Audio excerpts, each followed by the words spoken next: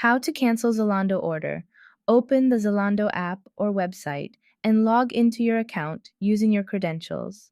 Once logged in, locate and click on your profile icon at the top right corner of the screen. From the drop-down menu, select the Orders option. This will take you to a page where you can view all your recent orders. Scroll through your list of orders and select the one you wish to cancel by clicking on it. Next to the selected order, you'll find an option labeled View Cancel Order. Click on this option to proceed with the cancellation. Zalando may ask you to provide a reason for canceling your order. Choose the most appropriate reason from the provided options.